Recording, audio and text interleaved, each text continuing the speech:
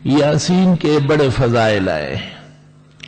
امام احمد نے مسند میں اور امام طبرانی نے معجم میں اور بیہقی نے سنن کبریٰ میں حدیث نقل کی ہے، لِكُلِّ شَيْءٍ قَلْبٌ وَقَلْبُ الْقُرْآنِ یاسین۔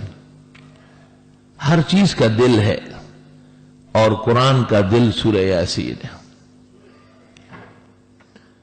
امام غزالی رحمہ اللہ نے جواہر القرآن میں اس کی وجہ بیان کی ہے کہ اسلام کے عقائد کی بنیاد 3 چیزوں پر ہے: اللہ کی توحید، پیغمبر کی رسالت اور آخرت کا وقوع آخرت تیسرا حصہ ہے، اور وہ دل کی حیثیت رکھتا ہے، اور وہ مکمل اس صورت کے اندر بیان ہوا ہے۔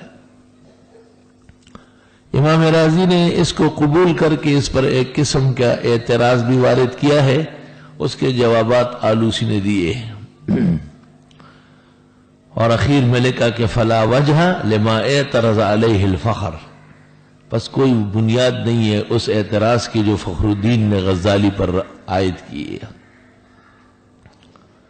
علماء نے عجیب بات لکھی ہے کہ جیسے انسان کا دل اس کی لمبائی کے اعتبار سے اور اوپر سے نیچے کے اعتبار سے ایک خاص محل میں واقع ہے، قرآن کریم فاتحہ سے والناس تک دیکھا جائے تو یاسین اس جگہ واقع ہے جس جگہ سینے میں ہمارا دل واقع ہے۔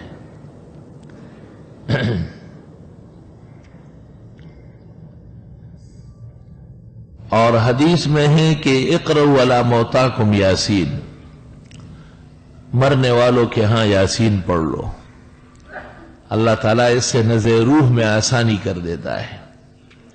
تفسیر زاہدی میں لکھا ہے کہ ملک الموت جب کسی کی روح قبض کرنے آ جاتا ہے اور وہاں سورہ یاسین پڑھی گئی ہو تو واپس جا کے بارگاہ الہی میں عرض کرتا ہے کہ میں اس کی روح کیسے قبض کر لوں، وہ سورہ یاسین پڑھ چکا ہے۔ وہ سورۃ یاسین کے ایک ایک حرف پر اتنے فرشتے نازل ہو کے وہاں موجود ہے، تو اللہ تعالیٰ جنت کا فرشتہ رضوان کو بھیج دیتا ہے، اور وہ اس شخص کو آ کے جنت کے ایک ایک درجے اور نعمت کی خوشخبری دے دیتا ہے کہ جنت بالکل منتظر ہے اور دیر ہو رہی ہے، تو یوں وہ خوش ہو کر کے روح دے دیتا ہے۔ سورۃ یاسین ہر مشکل کے حل کا علاج ہے،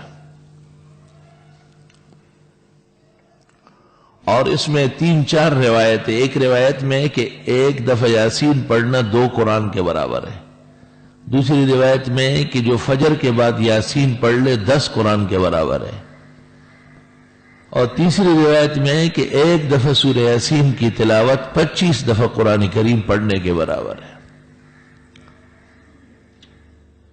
سورۃ یاسین رات کو پڑھنا علیحدہ عمل ہے، اس کی علیحدہ برکات ہے، جیسے عزت کا تحفظ، رزق کی برکت، مصیبتوں کا ٹل جانا، پریشانیوں کا دور ہونا، مشکلات کا حل ہونا، یہ رات کے پڑھنے کا عمل ہے، اور جتنی دیر سے پڑھی جائے اس قدر مؤثر ہے۔ اور دن کے اندر پڑھنے سے فتوحات ہوتی ہے، مرادیں ملتی ہے، آدمی پر کسی کا غلبہ نہیں ہو سکتا ہے۔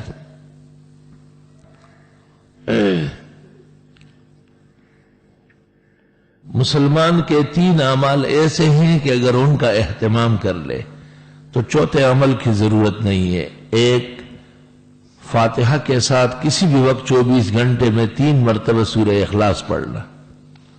دوسرا، ہر فرض نماز کے بعد سنتوں کے لیے جگہ بدلتے بدلتے، یا جن نمازوں کے بعد سنن نہیں ہے فرائض کے فوراً بعد، آیت الکرسی 1 دفعہ پڑھنا۔ اور تیسرا عمل سورہ یاسین کا 24 گھنٹے میں کم از کم 1 بار اس کی مکمل تلاوت کرنا۔ بہتر ہوگا کہ دن کے کسی نماز میں ہو۔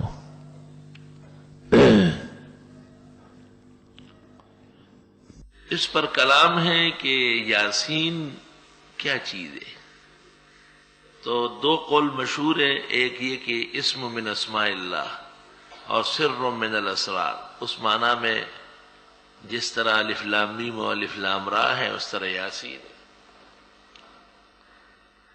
اور دوسرا قول یہ ہے کہ طٰہٰ اور یاسین حضرت صلی اللہ علیہ وسلم کے اوصاف جمیلہ ہے، جیسے مزمل اور مدثر ہے. خدای پتواہا او پیاسین کے ستا صفت کڑے دے پا مزمل او مدثر کے پا دگرانا نبی.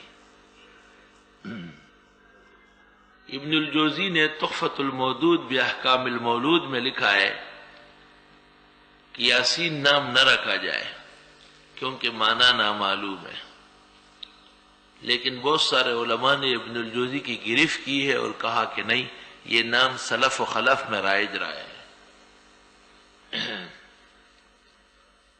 حضرت مولانا مفتی محمد شفیع صاحب رحمۃ اللہ علیہ کے والد کا نام بھی مولانا یاسین صاحب تھا، اور جس تاریخ کو مفتی محمد شفیع نے سورہ یاسین کی تفسیر لکھنی شروع کی کہ اتفاق سے یہ وہی تاریخ تھی 25 صفر 1355 ہجری، جو ان کے والد کے انتقال کا دن تھا. انتظار کر کے اسی تاریخ کو لکھنا شروع کیا ہو، اور حاشیے پہ لوگوں سے درخواست کی ہے کہ ان کی مغفرت کے لیے دعا کریں، اور جو یاسین زندہ گھوم رہا ہے ان کی صحت اور نارینہ اولاد کے لیے دعا کریں.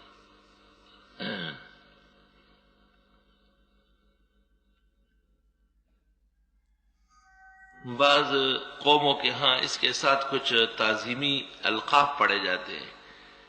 یاسین پر ڈیر عزت، یاسین یاسین پر حرمت، یہ بالکل غلط اور بے بنیاد اور تحریف فی الدین ہے. علماء کو اور اہل علم کو اس پر نظر رکھ کے اس کا رد کرنا ضروری ہے. منصوص کے ساتھ کوئی اپنی طرف سے الفاظ بڑھا سکتا ہے، عجمہ کے